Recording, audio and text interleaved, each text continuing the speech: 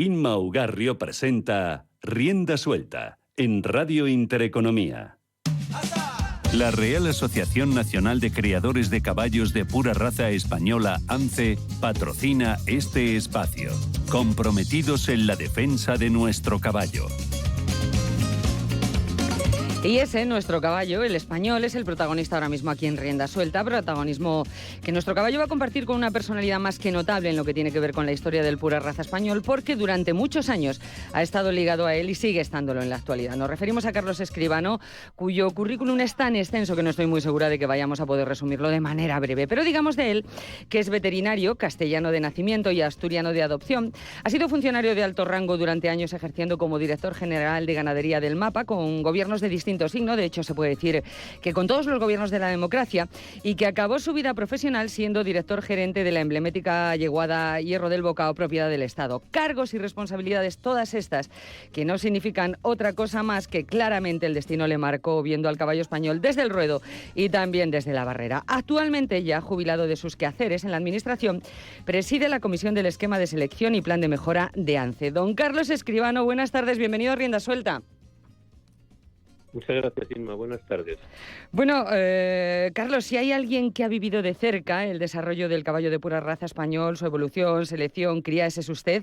Y además, durante su labor como director general de ganadería, en 2007 se traspasó la gestión de los libros genealógicos de las razas de cría caballar a las asociaciones de ganadores. Por aquí, de ganaderos, no ganadores. Por aquí vamos a empezar, Carlos. A usted le tocó vivir en primera persona las reivindicaciones de la ANCE sobre la gestión del libro genealógico. Y tengo entendido que hubo momentos de bastante tensión. ¿Qué hay de cierto en ello? Bueno, si me permite hacer una pequeña introducción para decir que en el año 2001 en el Ministerio se tomó la decisión de abordar un plan de desarrollo del sector equino en España, porque era el único sector ganadero que no tenía una política comunitaria. Entonces se elaboró un plan en el que se publicó y todavía está en la red, en la web del Ministerio de Agricultura, el plan de ordenación del sector equino, y en él figuraba hacer con el sector equino lo mismo que con el resto de especies ganaderas. Claro. Y una diferencia que había entonces entre el sector equino y el resto de especies y razas ganaderas era que el libro genealógico lo llevaba un organismo oficial, en este caso el Ministerio de Defensa, mientras que en la política del Ministerio todas las demás razas ya estaban en manos de las asociaciones. Claro. Entonces, efectivamente, hubo, como pasa siempre, hubo mucha polémica, hubo discusiones entre los dos ministerios afectados, con las asociaciones de ganaderos y con todo el mundo, pero al final, en el año 2007, bueno, personalmente me tocó la suerte de ser la persona que firmé la resolución pasando el libro genealógico a los ganaderos como protagonistas y responsables de la raza, con la colaboración de las administraciones, efectivamente, pero los ganaderos y las asociaciones, desde nuestro punto de vista, son los responsables y deben ser los encargados de llevar y dirigir el futuro de cada una de las razas. Claro. Claro, le tocó pasar ese libro y le tocó soportar, como yo decía, cierta guerrilla, ¿no? Cierta tensión. Pues sí, hubo de todo, como pasa siempre cuando se toman decisiones de ese tipo, pero al final a mí me parece que fue una excelente decisión. Se equiparó al sector del caballo con los sectores de los caballos del resto de los países europeos de nuestro entorno, y sobre todo con el resto de asociaciones de otras especies y otras razas, me refiero a las vacas, etcétera, ¿no? Me pareció una solución totalmente lógica, y las tensiones, pues bueno, cuando estás metido en esos trabajos, pues te vas acostumbrando poco a poco. No queda otra. Bueno, en medio de esas tensiones, Carlos, también le tocó vivir esa guerra asociativa que se suscitó entre ANCE y la UCE, la Unión de Criadores de Caballos Españoles, toda aquella guerra legal de la UCE porque el Ministerio de Agricultura le negaba el reconocimiento oficial de la gestión del libro genealógico. ¿Cuál es su opinión de aquellos sucesos ahora, con la perspectiva de los años?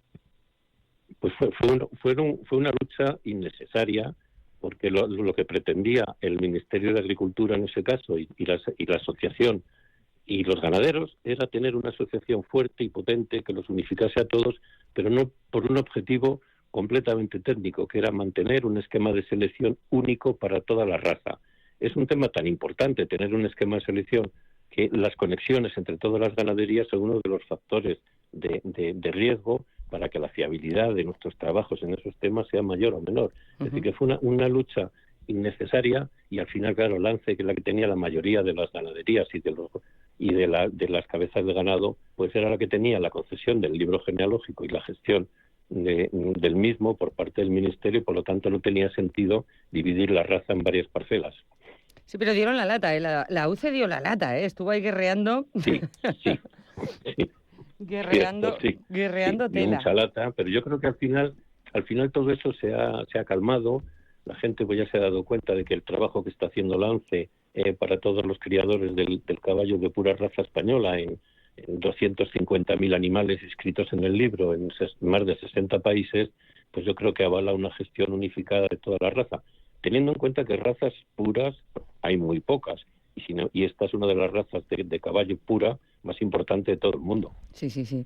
Bueno, hablando de Lance, y puesto que usted ha participado en la vida asociativa a través de su puesto de director en la yegua de Hierro del Bocao, quiero preguntarle su opinión sincera respecto a varios asuntos. El primero es, ¿qué piensa usted sobre la propia gestión del libro por parte de ANCE? Bueno, yo solo lo conozco directamente. Además, como ha dicho, he formado parte de la directiva de la ANCE. Yo ahora estoy en la comisión del esquema y mi opinión es que es inmejorable la gestión del libro genealógico, sobre todo desde que hacemos la prueba de paternidad a todos los animales que se inscriben, pues es una gestión perfecta la que hace. También tengo que decir que todos los años el Ministerio de Agricultura tiene un inspector para el libro genealógico que controla que todo lo que se hace por las asociaciones, y en este caso por la ANCE, está bien. Así que mi opinión en ese caso es que es inmejorable. Bueno, segundo asunto sobre el que le quiero preguntar, el funcionamiento del laboratorio de genética molecular. Bueno, también eso ha sido una excelente noticia por parte de la asociación, haber puesto en marcha el laboratorio con las pruebas de paternidad. Empezamos con las pruebas de paternidad para que fuera una buena decisión y tener una cierta garantía, o la mayor garantía posible por parte de la asociación de que eso se hacía en tiempo y forma, pero luego, como sabe, se ha ido evolucionando. Estamos trabajando en otros temas más importantes. El laboratorio está acreditado por todos los organismos internacionales, participamos en todas las reuniones internacionales con este tema, y yo creo que ha sido un excelente trabajo, un proyecto muy interesante y que tiene todavía por delante mucho camino que recorrer. En ese camino, hablando de novedades y de avances para la raza, Carlos, el tercer asunto sobre el que le quiero preguntar son los nuevos proyectos de genómica que ya están ahí y que pueden marcar un punto de inflexión en el desarrollo de la raza. Totalmente. Yo creo que eso va a ser un cambio radical cuando esté en marcha. Todavía tenemos que ser prudentes y obrar con paciencia mientras se hacen los trabajos previos, pero el organizar los esquemas de selección por el análisis genómico de los animales, prácticamente nada más nacer, nos puede servir para decidir en el primer término qué animales son los que tenemos que utilizar como reproductores y cuáles no. Estamos pensando en 2 vías de trabajo: una, eliminar los defectos de la raza, y otra, localizar los animales con los genomas más positivos para las aplicaciones que hacemos para el caballo, para su uso me refiero. Bueno, es que la genómica es una desconocida, pero la verdad los avances, lo que promete, las ventajas para el ganadero no son desde luego nada desdeñables. Todos son cuestiones positivas. En absoluto, porque es una especie que tiene un proceso de formación muy lento. Eliges la yegua que vas a cubrir, el macho que vas a utilizar, tienes la gestación, luego tiene que nacer, luego tienes que esperar a que tenga 4 años o 3 para empezar a domarle, luego ver con 5, 6 o 7 si funciona bien. Es decir, que estamos hablando de 10 años. Con la genómica este plazo se puede reducir de una manera muy considerable, porque nada más nacer los animales se puede ya establecer una primera selección en los que vale la pena arriesgar la cantidad de dinero que necesitas para llevar un caballo a 7 años adulto con un buen resultado en doma. Los ganaderos que estén escuchando esto saben que efectivamente el problema de la doma para los ganaderos es lo caro que cuesta todo ese proceso. Claro.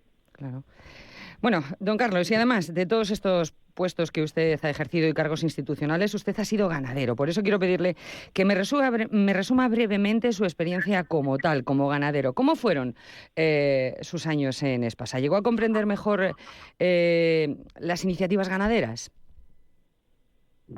Bueno, yo tenía 2 abuelos que eran agricultores a título principal. Es decir, que un poco el conocimiento de lo que es la manera de ver los ganaderos, los agricultores, el propio trabajo y luego la administración, pues la llevaba ya, digamos, puesta, aunque poco practicada, porque desde que me ingresé en el Ministerio de Agricultura me he dedicado exclusivamente a ello.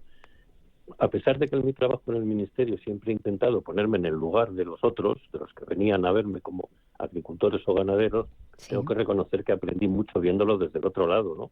Sí. Yo se lo comentaba a veces a mis compañeros del Ministerio y les decía las críticas que me hacían a mí cuando estaba en el Ministerio, pero bueno, en plan de broma. La verdad es que fue una experiencia muy buena, muy enriquecedora, y sobre todo lo que vi es que a pesar de ser una explotación ganadera peculiar, por ser propiedad del Estado, pues todos los compañeros que se dedicaban en el mundo de la ganadería, me refiero ganaderos, a esa cría, me aceptaron y me admitieron como uno más, lo cual para mí me permitió conocer de primera mano las expectativas, los problemas, los disgustos, las alegrías y todo lo que se mueve en un mundo tan peculiar como es el mundo del caballo. Bueno, es que llegó usted a la Cartuja con la misión de conservar, de mejorar ese tesoro genético de nuestra raza, esa estirpe cartujana que es patrimonio vivo. ¿Cuál cree que fue su mejor legado en la gestión de la yeguada? Bueno, yo creo que lo que más me preocupó y lo que más intenté fue incluir la empresa pública Espasa, que depende de la Dirección General del Patrimonio del Estado, en los trabajos de todo el sector equino español, es decir, participar en los esquemas de selección, en las pruebas que se hacían de caballos jóvenes, y la segunda parte en la que más empeño puse fue en conseguir el título de centro de referencia para el sector del caballo español en la propia yeguada de la Cartuja, donde aparte nuestra misión fundamental, lógicamente, es la conservación de una estirpe. Ahí añado que también quedé muy contento cuando hicimos un estudio genético en la Universidad de Sevilla para demostrar que efectivamente la estirpe cartujana existe como tal y hay fundamentos en el ADN de los animales de la estirpe que así lo acreditan. Entonces, eso también es una responsabilidad superior tanto para la administración como para la propia yeguada de la Cartuja y para la propia ANCE, pues la responsabilidad de la conservación de una estirpe que puede estar en peligro de extinción. Entonces yo creo que esas tres cosas son las que más me guardo para mí, para el futuro, cuando voy pensando en las cosas que debía hacer y que no hice, o estas las debía hacer y me salieron, y entonces estoy muy orgulloso de ello. Bueno, en algún sitio he leído yo que usted decía que esa estirpe cartujana es un tesoro que hay que conservar como si fuera el Museo del Prado, aunque la diferencia es que en ese tesoro se trabajaba con animales vivos que existen como raza desde el 1484. Es que es un legado histórico, lógicamente. Exactamente, esa es la única explicación de que ese lote de animales esté en manos del Estado, porque para ganaderos ya tenemos a los ganaderos de lance, que son los que se dedican en cuerpo y alma a conseguir sacar adelante sus explotaciones. Sin embargo, la necesidad de conservar un patrimonio de esa forma pues obliga a toda la administración y a toda España a conservar ese tesoro. Por eso la yeguada forma parte del grupo de empresas de la Dirección General del Patrimonio, cuyo objetivo no es ganar dinero. Estamos en el grupo donde está el Museo del Prado, que por eso me recordaba eso que lo he dicho alguna vez, paradores nacionales. O sea, que hay sitios que tienen una misión de conservación de un tesoro público que solo se puede hacer en manos públicas, porque en manos de un particular no sería viable mantener esa yeguada donde tenemos un exceso de consanguinidad que se va reduciendo muy poquito a poco, pero que un particular no podría hacerlo por su cuenta. Por lo tanto, es una responsabilidad importante para todos los españoles. Tanto que sí. Bueno, y en aquellos años usted también ocupó el puesto de secretario en la ejecutiva de ANCE. ¿Cambió en algo su visión de la asociación? ¿Por qué? En caso de que sea así. Pues sí, la verdad es que sí cambió a mejor. Yo la verdad que los conocía un poco tangencialmente y del trabajo en el Ministerio, pero luego allí trabajando con ellos, lo primero que vi es el equipo profesional que tiene y que tenía la asociación, que me sorprendió muchísimo y me sigue sorprendiendo, y luego la gran cantidad de ganaderos de lance que a través del procedimiento que tiene la asociación de crear comisiones, pues se participa todo el que quiere en todos los programas que quieren, con lo cual es una forma de tener un conocimiento exhaustivo de lo que ocurre en todos los ámbitos en los que tiene que trabajar una asociación tan importante como Lance, importante sobre todo por los 250.000 animales inscritos en el libro y los 70 países que controlamos directamente desde el libro genealógico de nuestra asociación. Así que eso cambió y yo les estaré eternamente agradecido, que además me ha permitido trabajar en el esquema y el programa de selección, que es una de mis mayores aficiones desde pequeño, desde que empecé a estudiar veterinaria hace ya bastantes años. Bueno, ¿dónde está usted ahora mismo en la actualidad y pese a su retiro al frente de esa comisión del esquema de selección y plan de mejora del caballo español? Desde su punto de vista, indíquenos dónde reside la importancia de este asunto y por qué parece que al ganadero le cuesta tanto comprender su verdadero significado.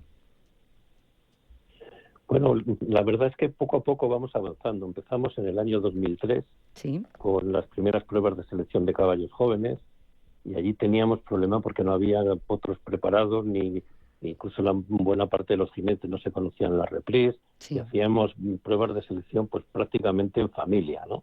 Entonces ahora estamos ya en un nivel mucho más elevado y hemos conseguido que los ganaderos vayan aumentando la participación. De todas formas, esto en el año 2003, el Ministerio de Agricultura preguntó a la ANCE para qué quería seleccionar los caballos de raza española y nos dijeron que para la doma clásica. Entonces empezamos para hacerlo y ahora, pues yo creo que poco a poco, a través de muchas cosas, pero una de ellas es el esquema de selección, las pruebas de selección, pues estamos consiguiendo que los potros españoles acudan al Campeonato del Mundo, por ejemplo, todos los años, que figuren en los primeros puestos del Campeonato Nacional de Doma Clásica, y en este momento, bueno, pues tenemos prácticamente 500 binomios por las pistas de doma, lo cual son pocos comparado al gran censo de la raza, pero digamos que cuando empezamos que estábamos con 2 o 3 docenas, pues nos parecen unas cifras importantes. Entonces es importante que los ganaderos alcancen a comprender una cosa que para nosotros es sencilla, que es que no se trata de tener un caballo bueno para semental, guapo y listo y que lo haga bien, sino se trata de buscar qué animales son capaces de transmitir a su descendencia esas virtudes. Es decir, podemos tener un caballo feo y unos potros buenos, un caballo que no sea excelente para doma, pero sus hijos sí, sus hijos, sus sobrinos, hasta cinco círculos de parentesco que controlamos. Y lo importante es conseguir descendentar el animal que transmite las cosas buenas, no el que él sea guapo o bueno, sino que su descendencia lo sea. Y eso lo hacemos a través del esquema de selección. Y por eso yo creo que los ganaderos poco a poco se van sumando las pruebas de selección con el inconveniente de lo caro que es presentar animales de 4, 5, 6 y 7 años domados. Claro. Bueno, estamos en un nivel mucho más elevado con respecto a ese 2003, nos dice usted, lógicamente, hablando en materia de selección y teniendo en cuenta que el pre, como usted nos decía antes, es una raza pura. ¿Cómo definiría en qué momento se encuentra el caballo español y cuáles, a su juicio, son las perspectivas de futuro para nuestro caballo? Bueno, yo creo que las perspectivas hay que mirarlas en el contexto del sector equino general. En España empezamos en los años 2000 a evolucionar y a incrementar el censo. Tuvimos un parón con la crisis del 2008, etcétera. Y entonces la sociedad del ocio, que es la que poco a poco se va abriendo camino, cada vez utilizará y necesitará más caballos. El desarrollo del sector en general, pues, que tiene un futuro por delante importante y un importante camino a recorrer hasta llegar a niveles comparables con los países de nuestro entorno, y me refiero a Francia, a Irlanda, al Reino Unido, a Alemania. Son países que tienen una importancia dentro de la producción económica, dentro de la economía de cada país, mucho más importante. Entonces, el pre, poco a poco estamos viendo que es una raza que tiene unas virtudes impresionantes para la doma clásica.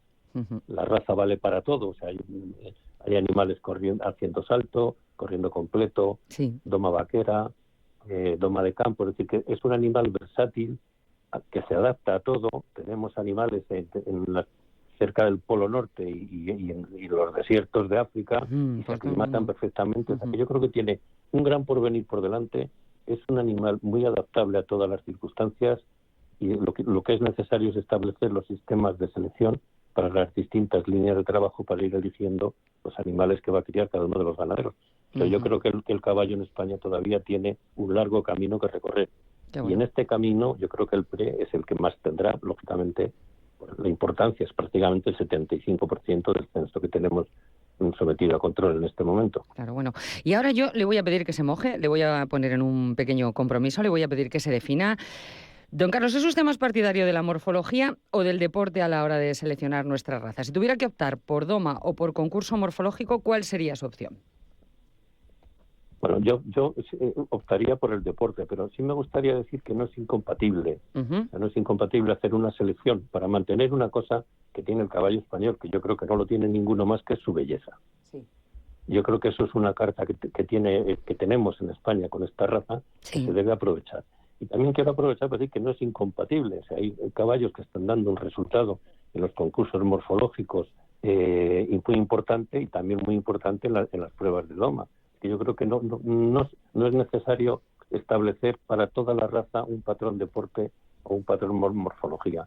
Los dos se pueden llevar adelante, uh-huh, únicamente que ahora en los esquemas de selección que tenemos en marcha y que tiene todo el mundo están muy orientados a la funcionalidad. Uh-huh. Un caballo que valga para algo, claro, que valga para la silla, que valga para el rejoneo, que valga para la doma clásica, es decir, seleccionar cada una de las líneas y estirpes para cada cosa.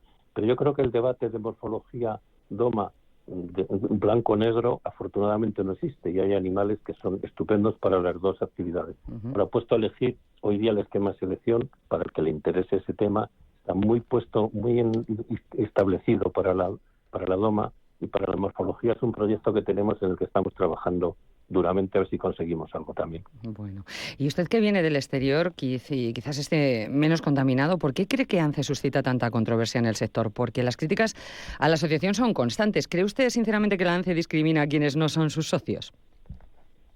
Pues yo creo que no. La verdad es que de parte, aunque quisiera, no lo puede hacer, porque en la propia resolución de la concesión del libro genealógico obliga a la asociación a tratar en las mismas condiciones, a ocuparse de las labores que hay que hacer en todos los animales, sean socios de ANCE, el dueño o no. Y eso es un tema que no se puede hacer. Hay una discriminación que la gente critica, que por ejemplo para algunas tarifas tenemos algunas reducciones para los que son socios de ANCE, para los que no lo son. Sí. Pero yo creo que la gente que critica esto debería informarse un poquito mejor y participar más en las cosas que hacemos, para ver la cantidad de gente que estamos trabajando para eso sin ningún ánimo de lucro ni ninguna mala intención por detrás. De todas formas, es un animal, como le pasa quizá también al toro de Lidia, sí, a los galgos, que tienen mucha polémica detrás, sí, porque sí, el propietario, el dueño es un poco particular también, tampoco es equiparable a la gente que tiene vacas de leche o cabras para... Mueve mucha pasión. Los propietarios de... Sí, hay muchísima pasión, porque son animales que tienen nombre y les conocemos por su nombre. Eso no Exacto. pasa con la mayoría de especies ganaderas. Exacto. Nadie sabe cómo se llama la mayoría de las cabras en un rebaño. Sin embargo, los caballos todos tienen nombre, entonces eso está ya mucho más próximo al corazón y al alma de todos nosotros. Está claro.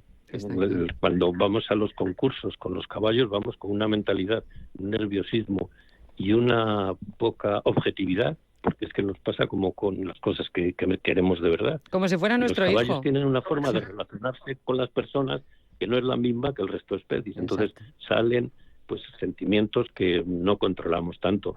Y tanto que sí. Bueno, y una última cosa. Desde su experiencia ministerial, puesto que ha trabajado usted con muchas asociaciones, ¿considera usted que ANCE es una asociación promedio entre las distintas especies de nuestro país? No, está muy por encima en este momento. Está muy por encima en cuanto a la gestión del libro genealógico, el esquema de mejora y el trabajo de las distintas comisiones en las distintas actividades que tenemos.